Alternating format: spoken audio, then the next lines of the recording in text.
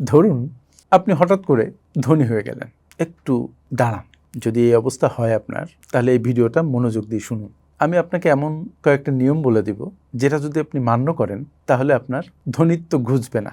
ধনী হওয়া যতটা সহজ, তার চাইতে অনেক বেশি কঠিন হচ্ছে ধনী থাকা। অনেকে ধনী হন কিন্তু পরবর্তীতে সেই ধনীত্ব ধরে রাখতে পারেন না, আবার আগের সেই নিঃস্ব অবস্থায় ফিরে যান। আমি আপনাকে 10টা নিয়মের কথা বলবো। যদি আপনি সেগুলো মনোযোগ দিয়ে শুনেন এবং পালন করেন, তাহলে আপনি অনেক উপকৃত হবেন। নাম্বার 1, আপনার হাতে যে টাকা পয়সা এসছে, আপনি যে ধনী হয়ে গেছেন, এটা আপনি নিজের মধ্যে রাখেন। এটা কাউকে ফলো করে বলার দরকার নেই, ইভেন আপনার আপনজনদের কাছেও নয়। নাম্বার 2, আপনার যেসব ঋণ আছে, বিশেষ করে মন্দ ঋণ, যে ঋণগুলো আপনাকে সবসময় পীড়া দেয়, সেই ঋণগুলোকে সব পরিশোধ করে দিন। যখন আপনি ঋণ মুক্ত হবেন, তখন আপনি প্রজাপতির মতো পথ করে উঠতে পারবেন। আপনার মন থাকবে হালকা এবং শান্তিতে ভরপুর।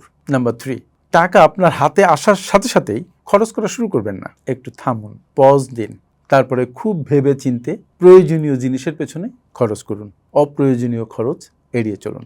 নাম্বার 4, আপনি হঠাৎ করেই গাড়ি বাড়ি কিনা শুরু করবেন না, এবং আপনার যে বাসস্থান এখন যেখানে আছে সেখানেই রাখুন। হঠাৎ করে বড় লোকের এরিয়াতে বসবাস শুরু করবেন না, সেটা আপনার জন্য হিতে বিপরীত হবে। নাম্বার 5, রাতারাতি যে কাজ করছেন সেটা পরিবর্তন করবেন না। চাকরি করলে চাকরি ছাড়বেন না, এবং বিলাসবহুল জিনিসের পেছনে খরচ করা শুরু করবেন না। নাম্বার 6, খুব কাছের কারোর সাথে, বিশেষ করে কোনো ঘনিষ্ঠ বন্ধু, আত্মীয় স্বজন, ভাই বোন, চাচা, মামা, খালু, এদের সাথে না জেনে না বুঝে হঠাৎ করেই ব্যবসায় জড়িয়ে পড়বেন না। নাম্বার 7, আপনার কাছে যে টাকা এসছে, আপনি যে হঠাৎ ধনী হয়েছেন, সেটা আপনার সন্তানকে জানতে দিবেন না।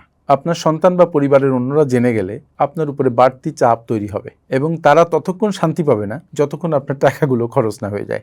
8, আপনার জীবনযাত্রা যেমন ছিল ঠিক তেমনই রাখুন। টাকা আপনার কাছে আসলে সেটা প্রকাশিত হতে চাবেই, কিন্তু আপনি আপনার জীবনযাত্রায় পরিবর্তন আনবেন না। টাকা আপনার কাছে এসছে এটা ফলাও করে প্রচার করবেন না, তাহলে টাকা আপনার কাছে থাকবে না। 9, আপনার ব্যক্তিগত তথ্য, আর্থিক সমৃদ্ধির গল্প, এটা নিজের কাছে রাখুন। আপনি যতই আপনার ব্যক্তিগত তথ্য অন্যের কাছে উন্মুক্ত করবেন, ততই আপনার ক্ষতির সম্ভাবনা বেড়ে যাবে। তাই নিজের বিষয়গুলি নিজের কাছে রাখতে চেষ্টা করুন। আপনার বর্তমান আর্থিক অবস্থা সবার জানার তো দরকার নেই। নাম্বার 10, নিজেকে যতটা সম্ভব আড়ালে রাখুন এবং সাধারণ হয়ে থাকুন। যত আপনার এই বিষয়গুলো প্রকাশ করতে থাকবেন, আপনি সাধারণ থেকে অসাধারণ হয়ে উঠবেন। আপনার জীবনযাত্রার ব্যয় বেড়ে যাবে, আপনি দামি দামি হোটেলে খেতে যাবেন, তখন সেটা অনেকের নজরে পড়বে এবং আপনার প্রতি অনেকের নজর, ইট ইজ নট গুড, এই নজরে আপনি পড়ে যেতে পারেন। আর আপনি যদি সম্পদ আসার পরে সেটা কিভাবে পরিচালনা করতে হয় সেই ব্যাপারে দ্বিধাদ্বন্দ্বে থাকেন, আর্থিক প্ল্যানিং সম্পর্কে ওয়াকিবহাল না থাকেন, টাকা নিয়ে কি করবেন কি করবেন না সেই ব্যাপারে একটা সঠিক গাইডলাইন পেতে চান, তাহলে কমেন্ট করুন। ফিনফ্যাক্টস আপনাদের সাথে আছে, ফাইন্যান্স মেন্টর আপনাদের সাথে আছে। আমার সাথে এতক্ষণ থাকার জন্য অনেক অনেক ধন্যবাদ। আসসালামু আলাইকুম।